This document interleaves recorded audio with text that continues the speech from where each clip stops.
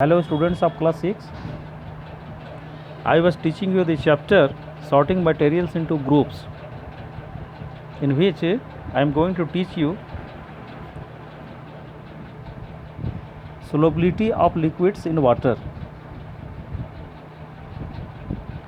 द्रव्य पदार्थों का जल में घुलनशीलता.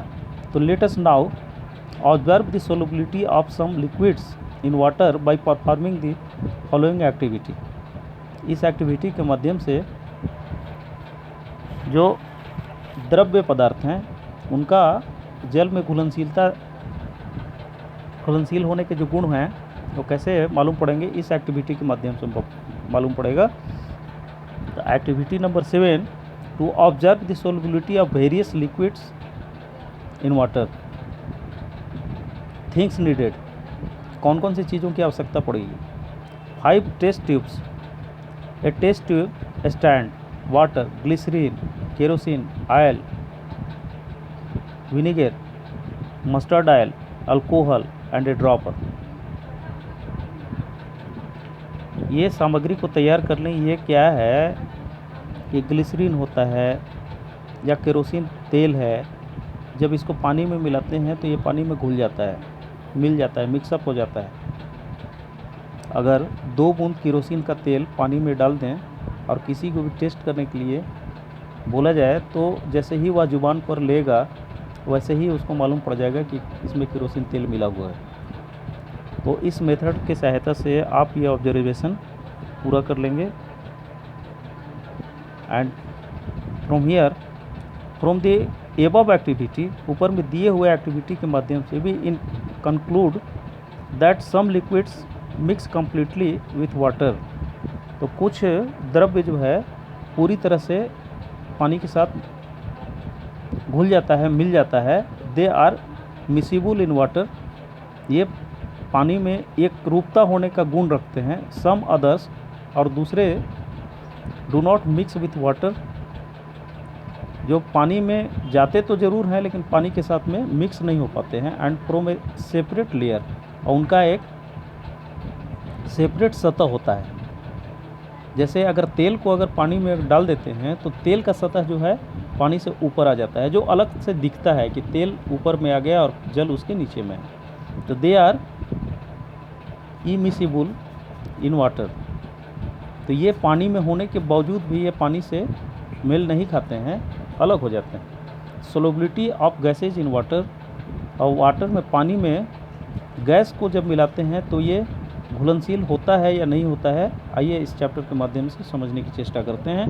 सम gases are soluble in water where is some are not. कुछ गैस तो पानी जल में घुलनशील हो जाता है, घुल जाता है, लेकिन कुछ गैस इसमें नहीं घुलता है. Usually water contains a small quantity of some gases.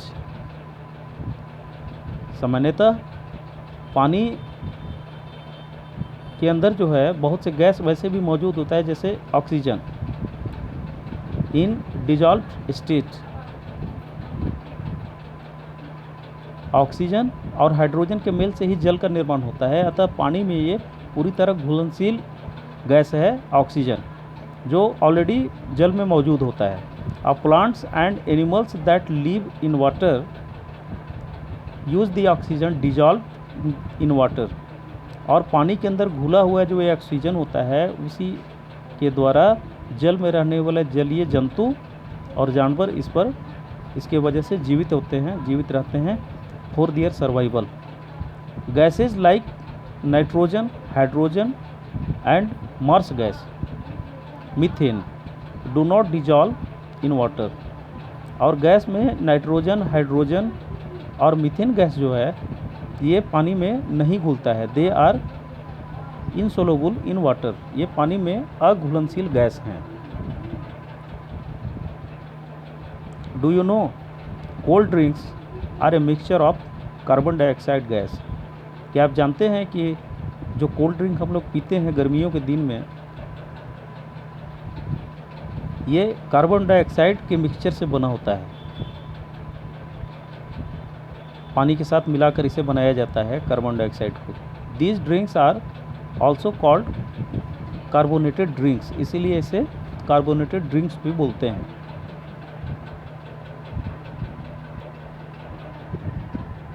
Five, state. Most of the materials are grouped on the basis of their physical state into solid, liquid और गैस। कुछ धातु जो ग्रुप के आधार से बने होते हैं उनका बनावट ऐसा होता है कि वे सॉलिड में दिखते हैं, सॉलिड होता है, लिक्विड और गैस होता है। किसी भी वस्तु के तीन रूप होते हैं, या तो सॉलिड होगा, या लिक्विड होगा, या गैस होगा। The main differences between these three states are given in the table 4.1। तो इसमें इनमें क्या अंतर है, सॉलिड, लिक्विड और गैस के स्टेट में क्या अंतर है, इसके माध्यम से, इस टेबल के माध्यम से समझने की चेष्टा करें। पहला, आकार में परिवर्तन होता है, पैरामीटर्स, शेप। सॉलिड का डिफिनिट होता है, जो ठोस होते हैं उनका डिफिनिट आकार होता है, और लिक्विड का नॉन डिफिनिट होता है,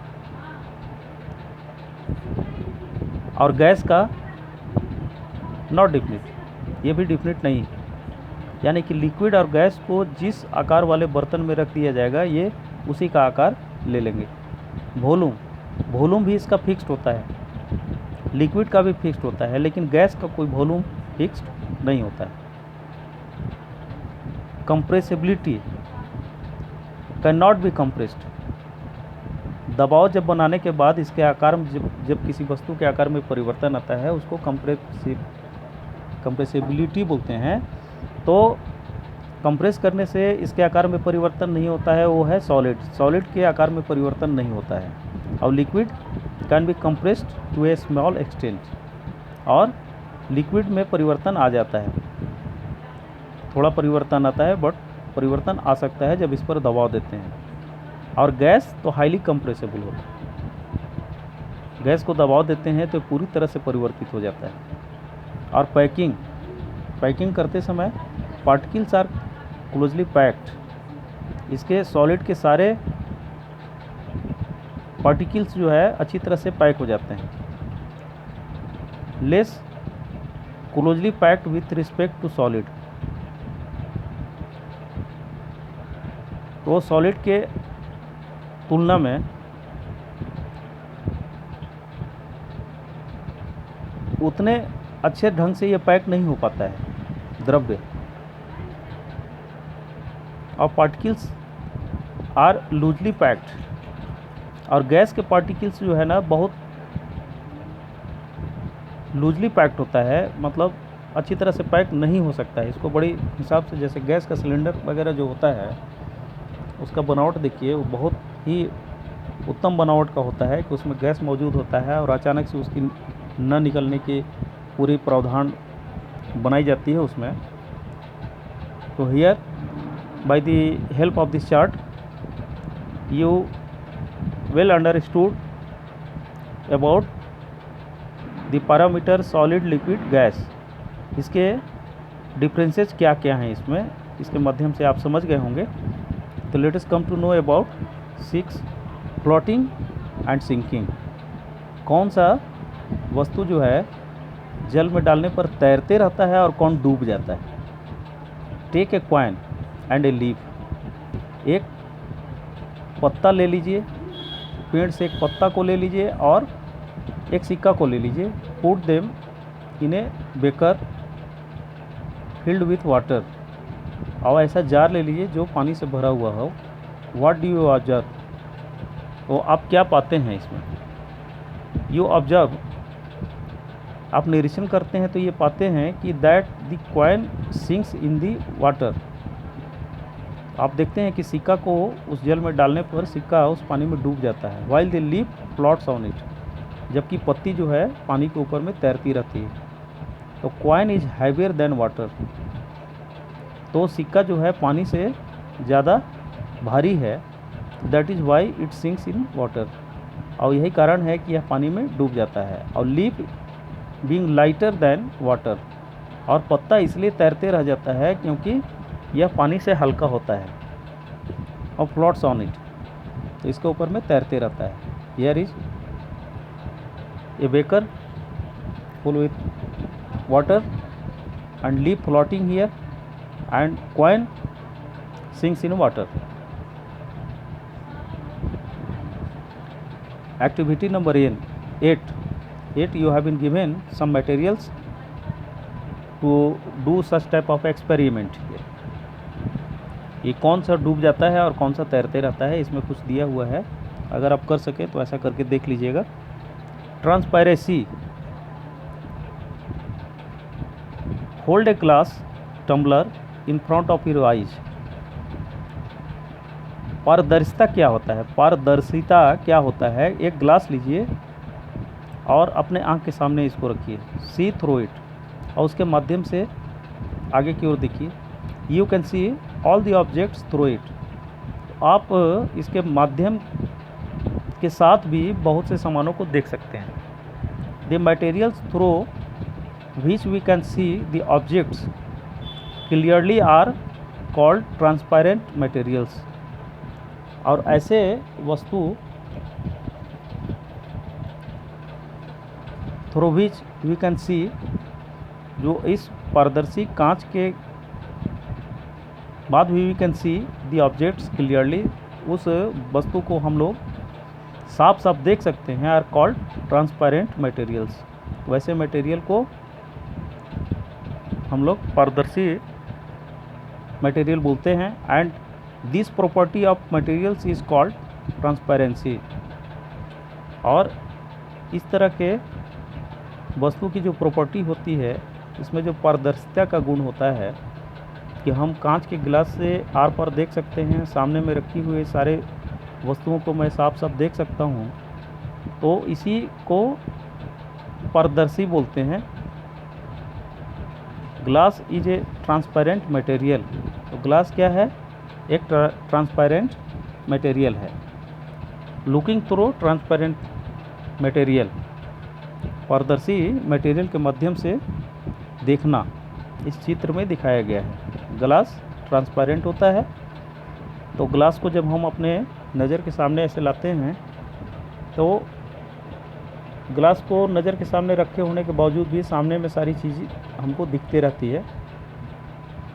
Some other examples of transparent materials are water, alcohol, air and cellophane paper.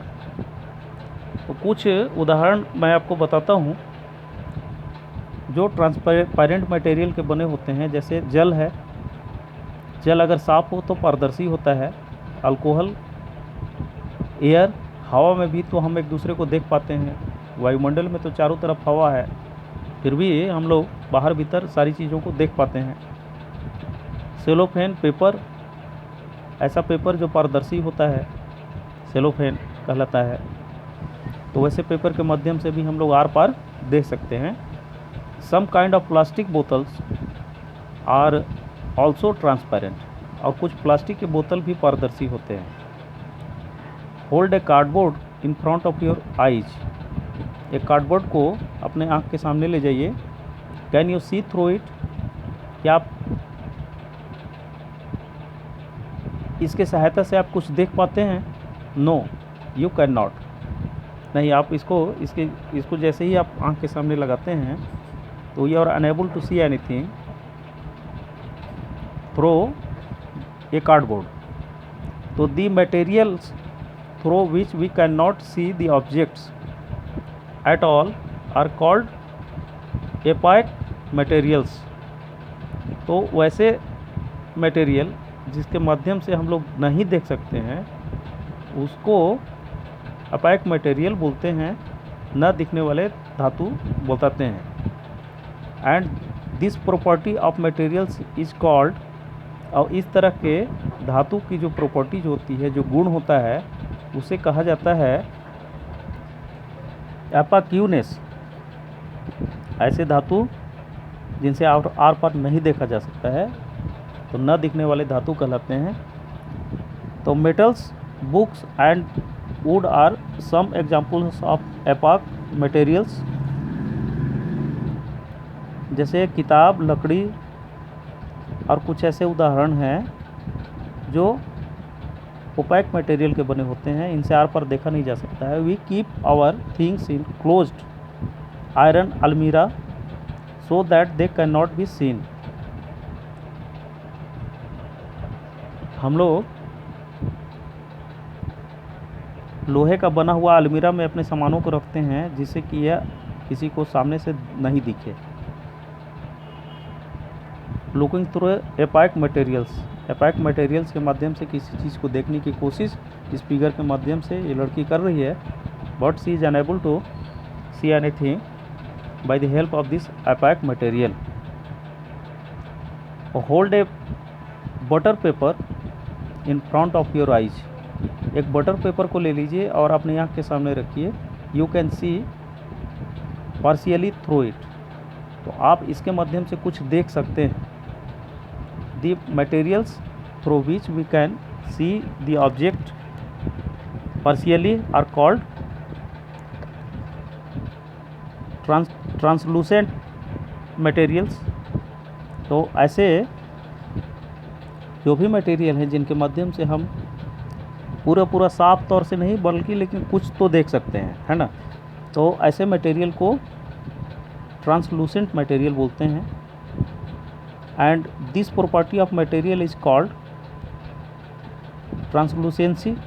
और इस तरह के मटेरियल का जो, इस धातु का जो गुण होता है, उस गुण के आधार पर से हम लोग ट्रांसलूसेंसी बोलते हैं, जिसे आर पर देखा जा सकता है। Butter paper is a translucent material. और बटर पेपर एक ट्रांसलूसेंट मटेरियल है। ग्राउंडेड ग्लास आयताकार या चौकोर कांच, frosted glass, tissue paper, dust laden air, fog and mist. ये जो ओस है, जब ओस गिरते रहता है तो भी हम एक दूसरे को देख पाते हैं। पूर्ण रूप से नहीं दिखता है बट लेकिन आंशिक रूप से दिख जाता है सब कुछ, है ना।